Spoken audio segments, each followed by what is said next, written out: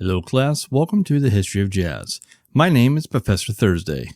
Today we're going to take a look at a very special subgenre of jazz called Boogie Woogie.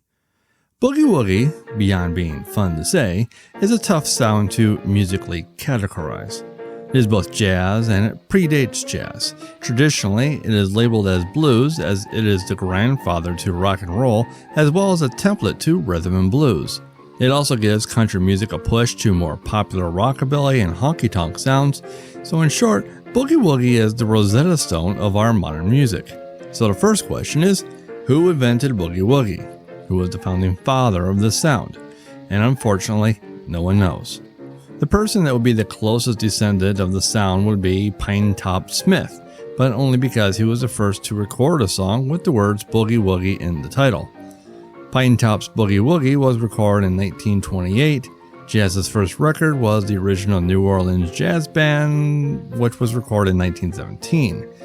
And which we all know that's not the first jazz band. The self-proclaimed creator of jazz, Jelly Roll Morton of New Orleans, began his career at the age of 14 in 1904. King Buddy Bolden of jazz, the creditor inventor of jazz, gained popularity between the years of 1900 and 1907. Now mind you, Bolden was a cornet player, not a piano player. Morton did note that Boogie Woogie could be heard playing in the lesser respectable areas of town around 1903, which is interesting as he got his start playing music in brothels. He would later go on record to say that he, Bunk Johnson, as a part-time member of Bolden's band, and the legendary Delta blues artist Lead Belly all claimed to hear the Boogie Woogie piano style emerge from Texas.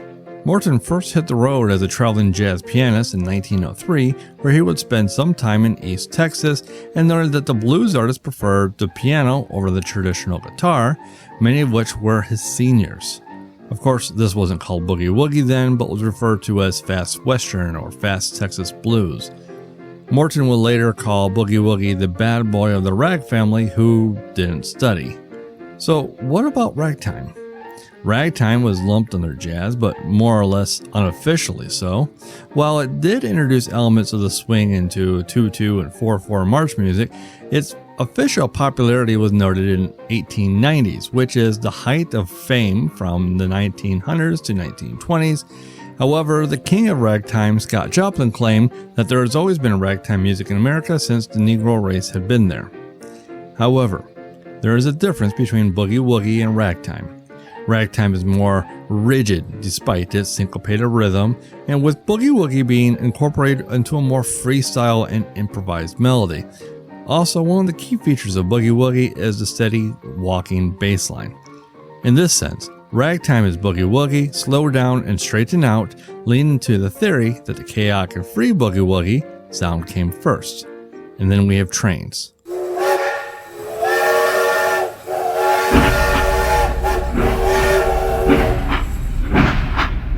It is the first symbol of American freedom, albeit borrowed from the UK, as it spread its tracks across the US beginning in the 1820s. By 1860, railroad companies in the North and Midwest constructed networks that linked to nearly every major city. Those trains that traveled through the South were a temptation for slaves to jump on a rail car and ride to freedom. To the musically inclined slaves, the sound of the rhythmic steam engines racing along the tracks and the moan of the whistle is debatedly the beginnings of the modern slave music. It wasn't until after June 19th, 1865, or also known as Juneteenth, when the official enforcement of the emancipation of slaves, when blacks were now given the right to experiment freely on musical instruments that were often less accessible, such as the piano. This is the earliest we can see the development of Boogie Woogie, but the disputed birthplace of the genre is most likely Marshall, Texas, the hub of the Texas and Pacific Railroad since 1870. Buddy Bolden, the inventor of jazz, would have been born in 1877. The piney woods of northeast Texas was where lumber mills of the rails that Texas survived on. Lumber mills, railroads, and pianos and barrel houses were the core influences of black musicians and Boogie Woogie. Barrel houses were nothing more than informal bars or saloons where the working class, mostly black, could relax, dance, and drink. When ragtime emerged into a wider audience, Texas musicians emerged from the rails to other cities with their version of ragtime.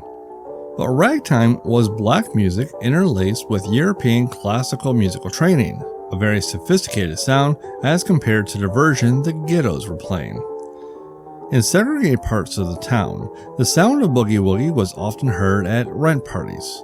Black Texas pianists would entertain for hours, raising money to pay rent through tips. It was unwritten, totally improvised, and the music lasted for hours. Boogie woogie also had a level of complexity that was hard to learn. Classical pianists had lessons, written works, and instructors to teach, to guide, and to correct flaws. Boogie woogie was part of an oral tradition, which was shown and told through improvisations and practicing by ear. It was a very distinct advantage that black Americans from the fields had over the city-taught black Americans. The sounds of impractical boogie woogie traveled from East Texas to New Orleans, Kansas City, and St. Louis, all by rail, and then upriver to Chicago. It is in Chicago around the late 1910s where boogie woogie began to have a foothold. The founding fathers of setting the scene of boogie woogie in Chicago would be Herschel Thomas and his older brother George Thomas. Together, they composed and recorded a series of blues songs for OK Records in the mid-20s. They would go on to influence pianists Albert Almonds, Meade Laux Lewis, as well as sit in with sessions of King Oliver and the young Louis Armstrong. Boogie woogie was unpopular, as it has been in the US up until the 1930s. It had, much like its younger counterpart jazz, an image problem. Perhaps it was because the word boogie was closely related to sex and or prostitution. The goal of the musicians was to make the audience dance, thus the celebration of animal sexual attraction at a more basic level. But to say that boogie woogie is just for fornicating dancers is a misconception. People did not give in to lust just because music was playing. It was a danceable earworm that compelled people to dance. Now, I've said before that the blues and gospel come from the same roots. The blues are a non-secular gospel, just as gospel is spiritual blues. But when you add boogie woogie into the mix, it becomes a perversion of the gospel music. Satan's music stolen straight from the church. Thus, even within the black communities, boogie woogie is a hard sell. It could thrive in the cities, but jazz was considered more sophisticated and more bankable in the record industry. Louis Armstrong was breaking ground in New York at the Harlem scene, making it harder for boogie woogie blues to break through.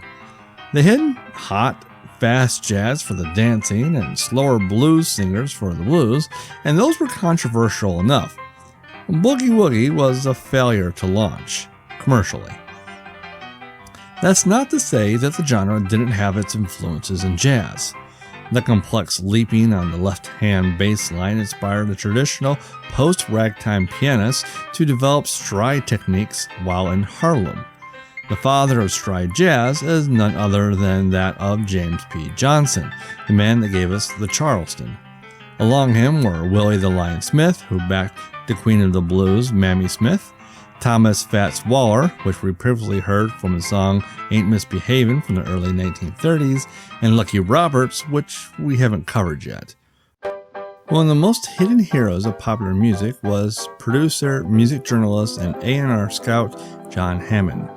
By 1932, Hammond was already acquainted with black jazz and blues artists of the time, even those not sold in record stores. As a disc jockey, he was allowed to feature any artist, as he has proven himself an expert in the field of black artists. Taking advantage of the failing of Columbia Records, he recruited Fletcher Henderson, Benny Carter, and Benny Goodman. He also encouraged swing music to be recorded, introduced Fletcher and Billie Holiday to Goodman, and brought the Count Basie Orchestra from Kansas City to New York. Also, later on down the line, Hammond would be responsible for discovering the artists of Aretha Franklin, Bob Dylan, Bruce Springsteen, and Stevie Ray Vaughan. For this story, though, Hammond organized the first From Spirituals to Swing concert at Carnegie Hall in 1938. In this lineup of blues, jazz, and gospel artists would include Albert Ammons, Pete Johnson, and Meade Lux Lewis. He presented a sold-out house for this event in December of '38, which prompted another event on Christmas Eve the following year. From these events came the Boogie Woogie craze. Much like disco in the 70s, Boogie Woogie infected everything. And as a bonus, record producer Alfred Lion was in the audience and was inspired to start Blue Note Records.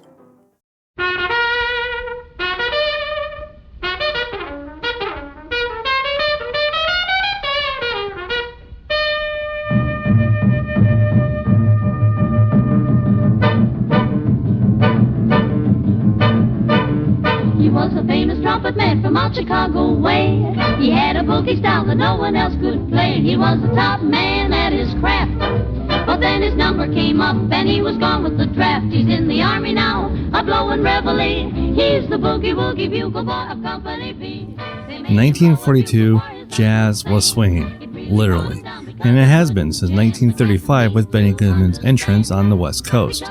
Now that Boogie Woogie was introduced as the hottest jazz dance music, the term Boogie Woogie was now attached to nearly everything. With a little help from the USO during World War II, Boogie Woogie was officially part of America's music. Boogie Woogie has officially hit commercial success. He makes a company jump when he plays reveille. He's the boogie woogie bugle boy of Company B. By the time the war ended, Boogie Woogie and swing jazz had hit commercial fatigue. The big bands were breaking up due to the events on the home front during the war. Many of the big band musicians broke off into smaller ensembles and continued the Boogie Woogie style, which had now transformed into rhythm and blues. Country picked up Boogie Woogie and began to form an official honky-tonk country sound, which would later lead to rockabilly. But these are all classes for another time.